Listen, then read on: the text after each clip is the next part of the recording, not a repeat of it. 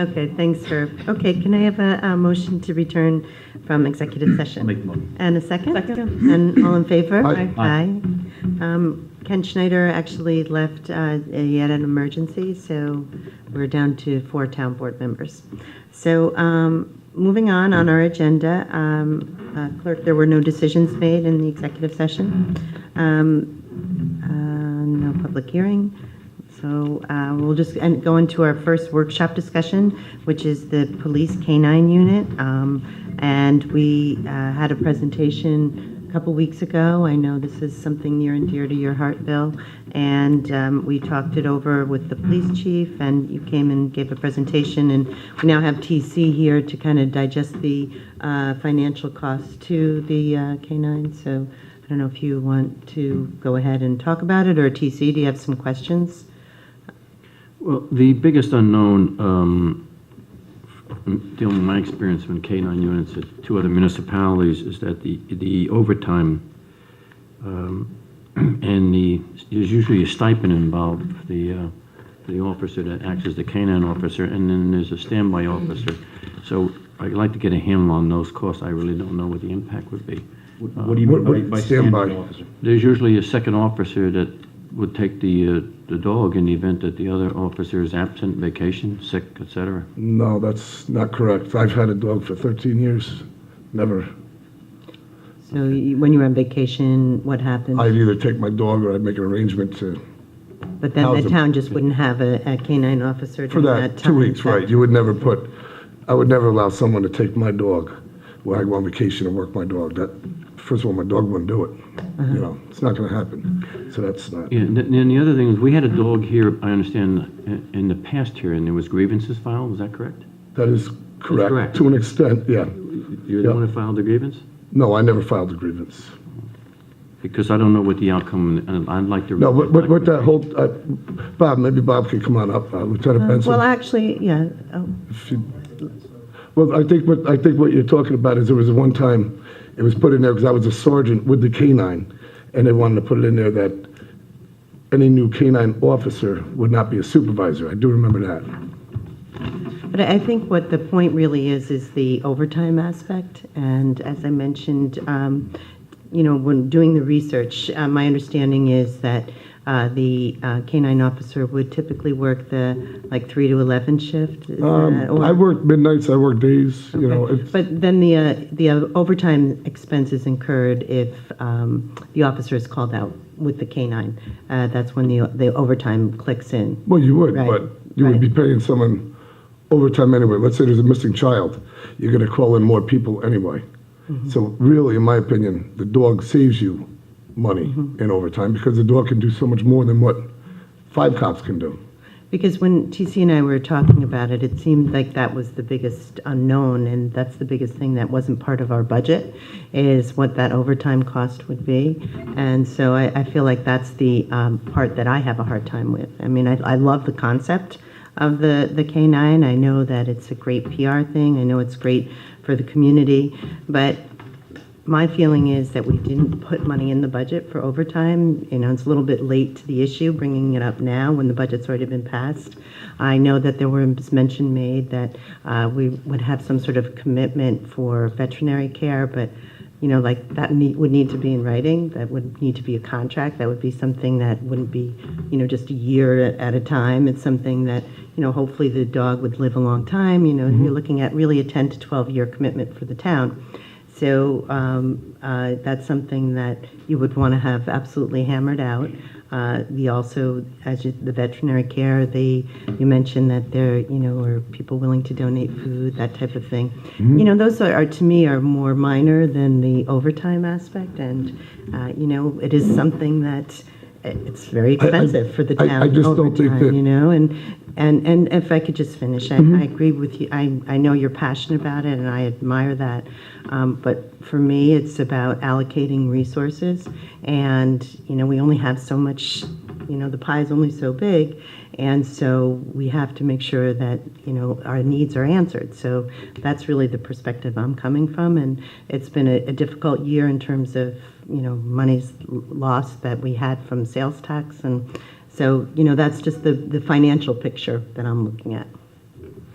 I mean, I guess my question would be your concern with overtime, but if there were a public service or an emergency out in Hyde Park and more officers would have to be called in anyway, we would be, paying overtime for that. I don't necessarily know if having a canine officer would actually increase the bottom line of the Well, overtime. you're making an assumption. I think we're kind of both making I think assumptions. that we would need to really look at that, because, I mean, a few of the things that were talked about were doing programs in schools, and if that were on a different time than the officer's normal shift. So I think that, I mean, I agree that I think it's a good program. I think that we need a little bit more firm numbers, though, before we can figure out, as far as what the overtime would be. I know last year we tried to reduce that overtime number, and it wasn't possible. It went back over the budgeted amount. So we seem to be having trouble just keeping that overtime in check as it is, and so that would be a concern I would have.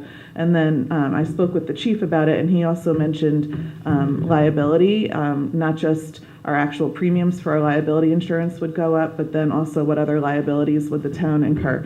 So I guess my thought would be just that we would need to get some firmer numbers together in order to figure out how this would fit into the budget either this year or put it into the budget for the next year if that's what needs to be done. I mean, I think it's a program that would be good for the town. We just need to figure out those details. Well, again, I'm going to say that the K-9's going to reduce overtime. That's my experience, that's my personal opinion. It's gonna, I mean, it will take 3 or 4 cops to go into a building, size of a school, if it's broken into, to go search, and you're still not gonna know, if the person's really in there. When you have one dog and one officer, that dog can check that building like that. So instead of calling people from home and coming to help or whatever, That's a good point. I think that, Yeah. and I'm never gonna put money on a lost child, missing elderly person, and I can't do that. I saw through firsthand how important a dog is to a community like Hyde Park. And the people, trust me, they really do miss having a canine in this town. Taught to people all the time, and they really want it. So I don't think anybody would have a problem for a little bit of money. It's not going to cost how no more much? money. I mean, that's the thing, though. Well, I mean- We really know how much. It's impossible to tell you. I can't tell you what's going to happen tomorrow. If I could, then, I'm just I've heard telling you. from residents from both sides. I, had someone who I, have a great respect for call me today and was very much in favor of it. But I've also had people call and say that they're opposed to the town spending any more money. So it's that balance, and we're looking into. I think that it's important to have as accurate a number as we possibly can to figure in what the actual cost will be. Well, I think overtime, you can't tell. I mean, Yeah. a crime happens, you need a dog. Sure. Yeah. If I could sit here and tell you there's no crimes in Hyde Park this year, the overtime would be very low. If we have 40 or 50 robberies, and 10 missing persons or whatever, we're going to need a dog. It's going to cost a little more overtime, but you're going to pay it anyway. Just so the police department understands what, type of information you're looking for, would be a better idea what the overtime would be, correct? What the stipend would be, is that correct? Stipend $7,300. Okay, so we know that. What other information do you feel would be prudent? Liability? Okay. I think if he inquired with the municipalities, the actual expenditures that are being incurred, that would be helpful. There's other municipalities, I think, nearby that have canine units. Is there any other information that you think would be helpful, at least from the financial aspect? Well, the insurance will take care of, we'll inquire with our carrier on the insurance. As far as the overtime, I don't know how you really, unless you can read how many robberies you're going to have, how many rapes you might have, or how many missing children you're going to have. How do you really know? How do you say overtime? Do we possibly have? You really I can't. think that when it was presented the last time, and I'm sorry, this is kind of new for me, but it sounded like there were things like, you talked about PR type things like going into schools and doing that you could kind of estimate, right? Because those would happen during the day, and so you need to add in those hours, right? But you could do that while the officer's on duty too, But not if they're on the 3 to 11 shift. Well, it depends on what shift they're on. I- Under the chief could put the canine officer basically on any shift he wants, I believe. Am I correct? So he could put him on days. Okay. Or he could change him, he can alter the schedule for that canine officer. I believe that's still in the contract. So I really don't see it costing more money in overtime my opinion, it's going to save you money in overtime, having a dog. Period, end of done. And that's from experience of doing it. So, Just seems that overtime's something that we've been having a hard time getting a grip on, so I think it's reasonable. oh, hey, I applaud you for watching every penny and watching overtime and all that, but Yeah. certain things, you know, Bill, just I mean, from your experience, when you were called out, do you get an additional amount because you're the canine handler for overtime, or I would get my time and a half of what my salary was. whatever your regular salary? Correct. Okay, so that stipend doesn't factor into the additional overtime? Yes, it does. It's based in- Under FLSA, you get a certain amount, Okay. but that stipend is part of your salary. Salary. So you get time and a half. And if I recall properly, it's 7 hours a week of overtime that's inherent in the canine handling, It was a half hour a day, I believe. right? So 3.5 hours. 3.5 hours a week. Which for- is it's your built in $7,300. That's your $7,300 stipend. But that doesn't necessarily mean that's what you have to agree to. It's up to the PVA and the town. They could take it in time off, a half hour off a day, to take care of the dog, or whatever you want to do. You know what I mean? If they took it in time It's off, really not all that much money extra Yeah. the canine officer gets, believe me. It's not. Not for what he's got to do and what the job he does. You know what I mean? You have young children. Picture one of them missing. Do you want the dog to be there like that? Well, I'm not I'm just saying, I want the dog there. That's all. You know, he's got Kira. I mean, if something, God forbid, happens to one of these children, and that dog can save that kid's life, or find him, I can't put a price on it. And I've done those things before, so that's what I'm saying. Sure.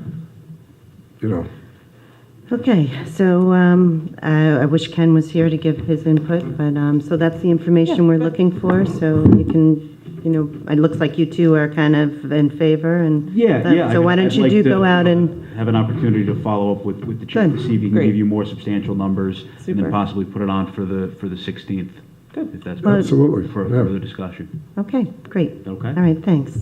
Okay, so moving on, we have Walt here still. We wanted to discuss the 284 highway agreement for next year, the two roads that we're looking to do with the CHIPS monies.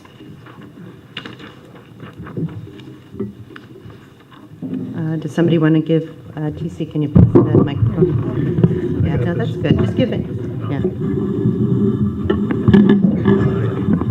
share that, Tracy. I like that you keep picking roads in my ward. Ward 1. They need work. Well, Actually, I have heard from a number of people about Mill Road. That seems to be a common complaint, so. Yeah, I put together a list here oh, of the roads that I deem in the worst condition. oh, Great. good. Thank you. Tom had asked me to do that probably, I don't know, about a month ago or so, and I did do that. Thanks, Walt. And as you can see on the very conservative estimate, they're the worst in my estimation, and I estimated it 2.5-inch overlay, and I figured at $85 a ton. And I said that I could do like Pine Woods and Partridge Hill Road as part of the CHIPS funding in 15. I mean, that may have to be adjusted a little bit because we won't complete the two roads that I'm submitting for this year because we won't have enough money to do that if the CHIPS funding stays at 191,000. I think what we have in the budget for this year for CHIPS money is 150. I did see that, but Yeah. I'm assuming that unless it gets cut next year in the governor's budget, that. Is that the way we'll it get the traditionally state- works, yeah. that if they increase it, because they continue with that increase? Right, yeah, I mean, we won't know until the next budget. If it's on-time budget, it's in April, Oh, okay. so I mean, this Is would that- have to be adjusted one way or the other. I mean, last year was the first year in a long time we got a substantial increase to it. So I'm sorry, does that mean you think that it'll be 190 again? I based it on 191 is what I based it on, because that's what it was this year. But, I mean, is it reasonable to assume that'll carry over? I'm sorry, I didn't, You don't know. okay.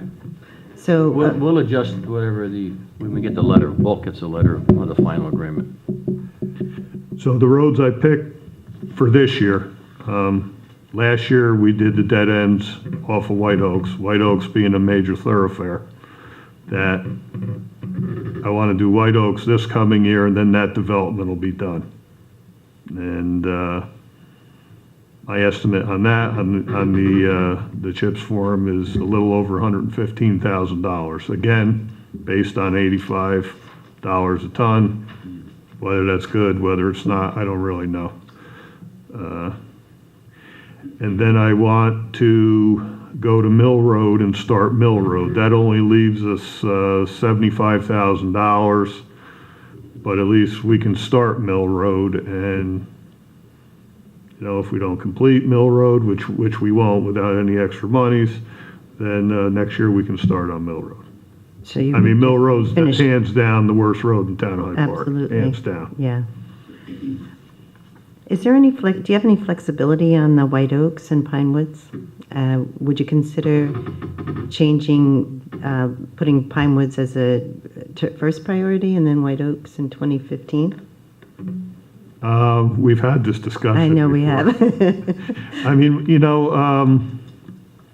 first of all, I think the heavy traffic, we have to do something with the heavy traffic on Pine Woods Road, because that end of Pine Woods Road, we dug up, reclaimed, and resurfaced 6 or 7 years ago. And you're getting all the heavy tractor trailer, truck traffic coming down Pine Woods Road instead of going all the way around. And that's what's happening, it's pushing the blacktop out. And without some type of major fix there, I mean, I don't know that it's cost effective to go and fix it, then have the same thing happen a few years later. And actually, and we've had this discussion before many times too, that DOT has promised us monies to redo an intersection.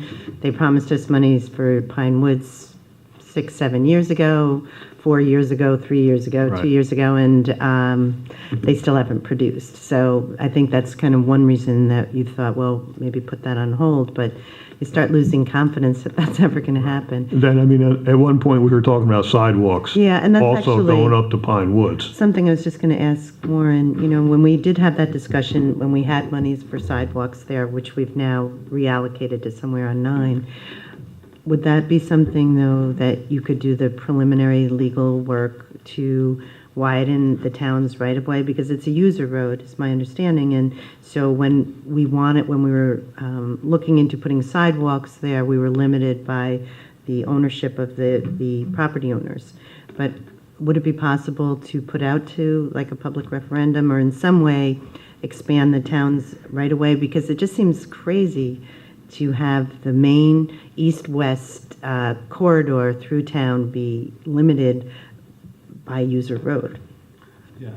User roads are, the width of a user road is defined by the extent of the use of the road plus a small amount on each side. So basically, if it's a user road, our right-of-way is defined by the width of the paved section, traveled section of the road, plus some portion on each side. If you want to expand the road, you can, but there has to be compensation to the property owners unless they are willing to deed that to the town. Because one of the issues to me, to my eye and to my mind there, is that you have this fairly narrow road, and then you have the space on either side, which no one maintains, because I don't think the property owners look at it as if it's their property, and we can't maintain it because it's not ours. So consequently, one of the main intersections in town looks awful because it's all crumbling. So, like, I think that it is something that maybe we can think of a more effective solution than, as Walt says, just resurfacing it. Yeah, well, I hadn't known about this heavy traffic, but it seems like there's kind of a number of issues there, and really some kind of plan needs to be made for that whole area as to how you're going to redo it and then have it be maintained, right? Well, a turn lane there going north would be major. Yeah. So, you know, that it's not so backed up all the time. But not many people turn north, right? Well, whatever, I don't know, you're the highway supervisor. No, I mean, it would just alleviate, and I believe that was part of Yeah. DOT's plan at Well, one I point. think that there's some discussion on that, whether, Oh. you know, how, it was depending on the tack they were going to take in terms of how much they were going to take of that right of way to improve the intersection. So I think there's kind of two options.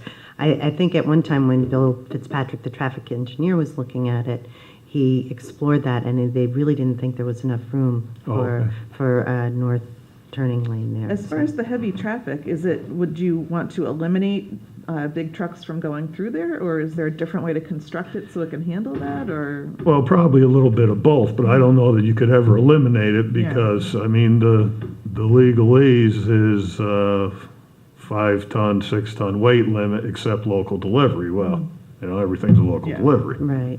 you know, so it's kind of hard Yeah. to enforce that, I would think. I mean, Warren would know more than I, but I don't know how, because we've been down that road before with different roads in the town of Hyde Park. I mean, it's a source of litigation, what constitutes a local delivery. Right. That sometimes becomes problematic.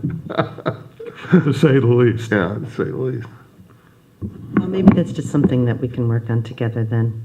You know, maybe does require more than just a resurfacing. So it requires more than probably just the CHIPS money and a bigger solution. But I think it's something that we should work on. Well, it seems like it needs a phased process, one actually planning it out. I mean, we don't know what it would cost or what it would take if we haven't, you know. And again, I think I could reach out to DOT and see if we're and anywhere on their radar, because it would really be nice to have their money as well as their plan, you know. And then, I know Tom and I had also talked earlier about some type of capital plan. Now, I don't know if this Yeah.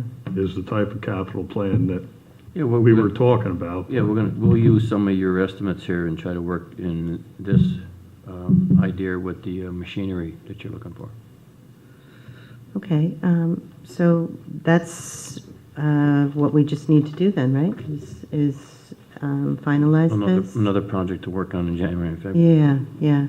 And For Mill Road, you would just do as much of it as you could with whatever money was available, and if you didn't finish it, you could just.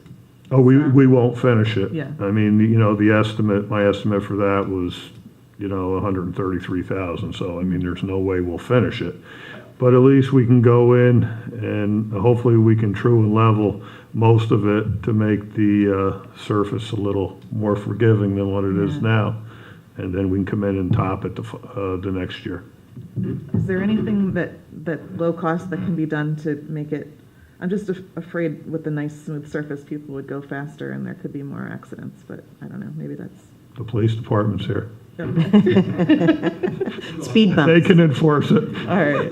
That's a common occurrence. You improve the roads, you improve the driving. Well, I don't know if signage or if there's Yeah. anything. But TC, did you have any local questions? practice. No. Okay. One other issue, Walt, and we didn't talk about it before, so you may not be prepared. Did you get a chance to look at the school district's request yet? In something that we should talk about, maybe not this time, but sometime in the future? I got a copy of the email, and next Thursday, I'm going to meet with Wayne Oh, good. over on Boyce Road, and we're going to talk about it. Oh, great. Okay, that's good. That's, the district has contacted us about adding or reducing the speed on South Cross Road and adding some signage. There was an accident back in September with the 2 students, so they reached out to Walt to see if we can come together and help them with that. So that's good. Okay, Marie has the original. Marie has And the this original. has to be a resolution and signed and all that other stuff. Okay, Okay? all right. Thank you. For the next, Meeting, you mean? I mean, it doesn't have to be the next but meeting. when does it have to be submitted? Yeah, well, probably does by the end of the year. Yeah. Okay, Yeah. okay. Thank you, Walt. Thank you. Thank you. Okay.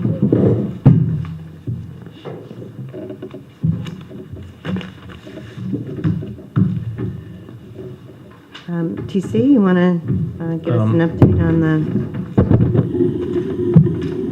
I have budget amendments? several topics for workshop discussion. I'm just going to brief you where we're working on these items. We're in the process of evaluating the town's current user fee schedule.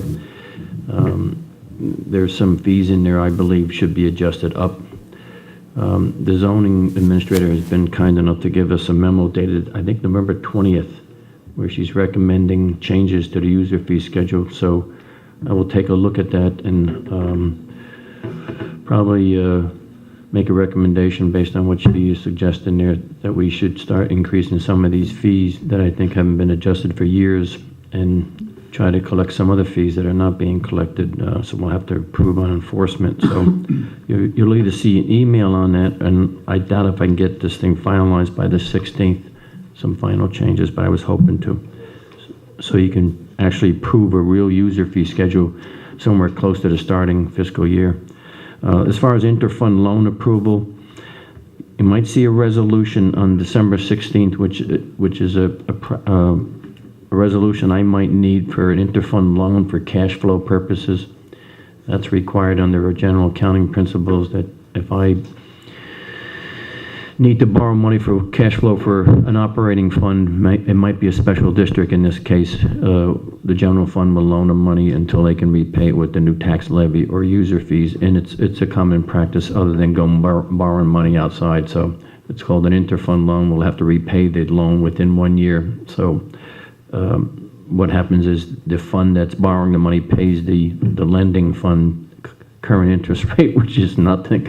Years ago, it used to be 4 or 5%, so that's the practice. So you might see a resolution there. There's one in the special district that has a limited cash flow because the receivables are not coming in as current as we would like to. So the year-end encumbrances, you might see a resolution December 16th, which is also a year-end practice, that you approve a resolution where I encumber funds for current contracts that have been approved and not paid out in full to carry that money forward to the new fiscal year. So I'm in the process of analyzing that. If we don't get it done by the 16th, you'll see a resolution maybe on the organization meeting. Closing capital project funds is another year-end financial business resolution you might see on the 16th, where I will close up the 2 capital funds that are open, the acquisition of machinery for the highway department and the road resurfacing, which has been carried forward almost 3 years now. So it was open in 11, so it's 3 fiscal years, and I'm obligated to close that fund. So if I get the accounting done of what unexpended balances are still sitting there, we will have a resolution to close those funds, transfer the monies to debt service. That's where they're obligated to go. Oh, do you have the feeling that there is some money there? Oh, yes. Oh, Yeah. good. And then the bonding refunding resolution, I spoke to you earlier on the year about this one. This is you have a 2005 bond issue that has current interest rates are higher than the current market, so we might refund that bond. So it's a standard resolution I need passed. It'll give the Comptroller's Office authority to, if the interest rate market is correct, is good, we'll refund that bond issue. So that's a standard resolution. We'll need that passed anyway. And I just want to discuss the resolutions you're going to approve, which are financial in nature. The first one is the budget revisions for November. On page 1, the second resolution, we're transferring money from the contingent account for legal expenditures. We're just incurring more legal expenditures for certain legal business matters that the town has incurred with the defense or prosecution side. And this one, I believe, is on the defense side. We're also transferring the fifth one down. We're transferring money from the contingent account to insurance expense to pay out money for deductibles for our policy. We had one large claim. It's a $10,000 deductible. We have to pay that out.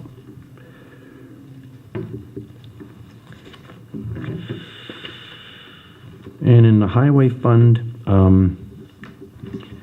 What we're going to do in the highway fund, we had some brief discussion with Highway Superintendent Walt about allocating money to weeds and brush control, because that function is performed by the highway staff during the year. And usually what happens in the highway fund operation, you segregate money to that group for accounting purposes, and chiefly because it takes it out of the maintenance category, which has a very high rate for workers' compensation of roughly 25% cost for workers' compensation fee. The weeds and brush account is about 5%. So we're just going to segregate an estimated amount. You always just put an estimated amount, so we're going to segregate roughly $40,000 of annual labor expense to weeds and brush to open up a new function there. And then the related benefits. We're also transferring in a highway fund additional money for Walt to make a machinery repair. I don't know if it's the recent truck or the machine before, but we're continuing to move money there. He did send over memos requesting from certain accounts. I didn't do it from the certain account. I'm just going to move from the snow reserve account, allowing other monies to sit there in the event that we still have repairs to be done to certain trucks and vehicles.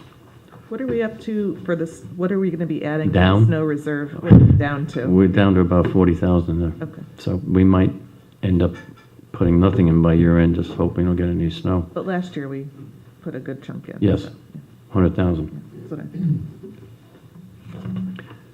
And then in the special districts, we have to increase special district budgets for repairs in Quaker Water District, Greenfield Water District, and some major repairs in Pine Brook Sewer District to the treatment plant. Those are the three large items in the special districts. And the other resolution you're going to approve tonight, number 2, is workers' compensation insurance. I sent everybody an email on this item. I don't know if you had an opportunity to review the email.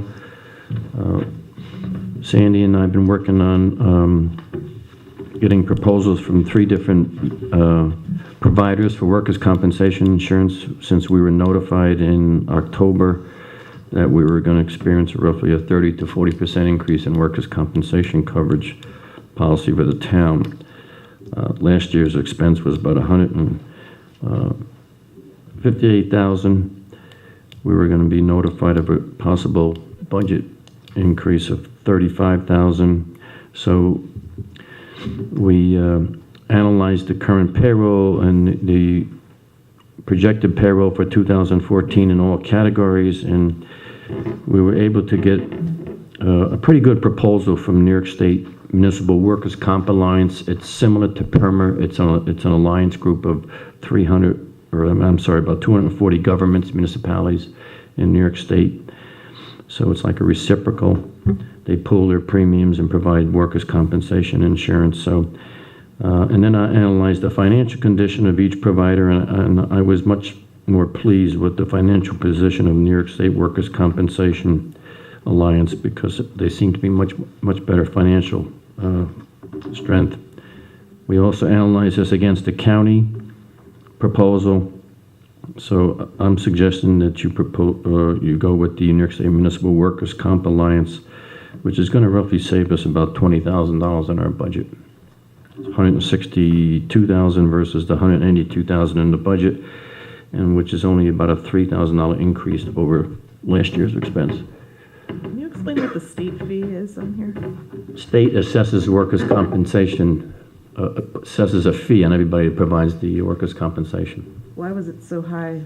Well, what happened was the governor introduced legislation to lower that fee. It was high in the past, and he has now dropped that assessment fee on municipalities, because it was just passed into a fee from the state to the municipalities, and he felt it was a little inequitable. There's a lot that goes into the analysis of the workman's Oh, comp.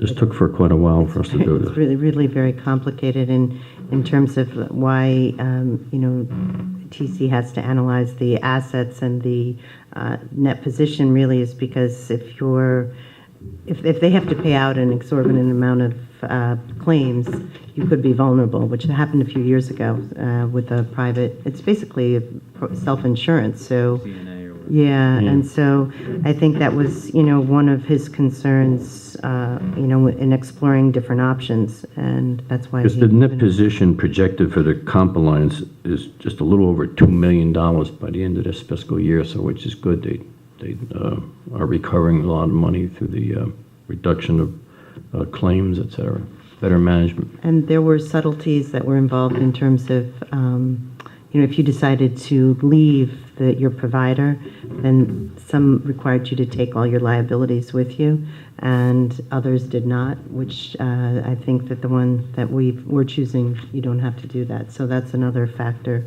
that goes into the decision. So that's why we didn't just go with the cheapest option, because there was also the security aspect. Thanks for doing all that research. It was worthwhile. Very interesting. We saved about $20,000, which is good. The last item by resolution that I'm asking you to approve is the adoption of the two financial management policies, which I discussed with you earlier in the year. I think you do recall the one about the fund balance. Basically, what this states is that the town should maintain a minimum fund balance of 5% for your operating funds, your major operating funds, which is the government general fund and the highway fund. It's a little difficult for the highway fund because it's it's a very variable fund due to the snow budget, et cetera. So the general fund, we're a little over the 5% right now. So this policy is commonplace in municipal governments, that you adopt a minimum policy to maintain fund balances. So that is the one I've discussed with you previously. So I'm suggesting we put this in effect for fiscal year 2014 and forward. The independent accountants had asked me about this, and I told them I would address this one. The second page is just general description of your budget administration and preparation of what the town actually follows right now as far as maintaining your preparing your operating budget and maintaining your operating budget, how it's prepared and how it's monitored during the year, and mentions a contingency account shall be maintained in each operating budget. And then also discusses in the development of a capital improvement budget, which we're going to work on this year and actually develop a 3-year capital improvement budget. So I'm asking you to approve that, so that way we have more formal policies in effect. So when your independent accountants come in and ask, what policies are in effect, these would be two good ones that they're going to take a look at. Maybe this is a dumb question, but where do these exist after we approve them? Are they part of some other document? Yeah, it is. or I maintain a book of adopted policies. Of policies? Yes. Okay. Okay. Good question. I don't know. Just goes into- It's floating around. Which, there. when you adopt policies, that we have to adhere to them. Yeah. So I'm giving you the policies that we should adhere to. Okay. Okay. Okay. Any questions on anything else? No, thank you. No, I don't Okay. think Very much, so. TC. Thank you, TC. Take care. Yes. See you soon. Okay. Why don't we just stay down here? Is that okay? Yeah. All right. All right. Thanks, Herb. Herb likes it. Okay. So I'd like to, at this time, invite the public up for comment on resolutions. Are we removing one of the, And we are going to actually should I do that now? I don't know, maybe, so Yeah. that we know what we're Oh, commenting okay, on. before the public comment. Good idea. Okay, so we are going to remove resolution number 5, authorizing the contract for the chief of police, because I put it on because we love our chief of police and we want to make sure he doesn't try to go anywhere else, but I was informed we really can't do this as of yet because you're not allowed to sign a contract as an outgoing board. So that's why it's not on tonight, but we'll be putting it on for the 1st. And it's just keeping the chief that we have status quo. keep Everything, yeah, the but same. we love our chief, he's Yeah. great, so I don't want anybody to think that there's anything other than that. It was just technical, legal stuff. Okay, so do we have a motion to pull that, and a second? Second. And all in favor? Aye. Okay, so then I would like to invite the public up for comment on any of the resolutions. Please join us at the table. Okay, actually, why don't we just go ahead and do public comment on anything, if anyone wants to come up? No takers again? Okay, so with that, I'll just go ahead and close the public comment section, and we can move on to the resolutions. Resolution 1221 of 2013, resolution approving budget revisions for the town of Hyde Park for November 2013. And we have a second? I'll second. And all in favor? Aye. Resolution 1222 of 2013, authorizing provider for workers' compensation insurance for the town of Hyde Park. And we have a Second. second? And all in favor? Aye. Resolution 12-2-3 of 2013, approving financial management policies for the town of Hyde Park regarding fund balance and budget preparation administration. And do we have a second? Second. And all in favor? Aye. Resolution 1224 of 2013, resolution authorizing the receiver of taxes to collect the water and sewer warrants for the Arbors Water District, Violet Avenue Water District, Quaker Hill Water District, Greenfields Water and Sewer Districts, Green Bush Water District, Pine Brook Water and Sewer Districts, and Vanderburg Cove Sewer. I'll second it. And all in favor? Aye. Resolution 1226 of 2013, appointment of full-time police assistant. Second. And all in favor? Aye. Aye. Resolution 12-2-7 of 2013, appoint part-time police assistants. Second. And all in favor? Aye. Aye. So I would just like to go ahead and welcome Tracy Merritt and Christina Tennant and Michael Travis as part-time police officers. Any of you here? Congratulations. Hi, thank you. Welcome. Thank you. Congratulations. Okay, thank you. Okay, so with that, can I have a motion to close the meeting? I'll make the motion. And a second? I'm in favor. And all in favor? Aye. Okay, thanks. Night, everybody. Good night. Good night. Thank you. Okay, I all hope right. When was it? No idea.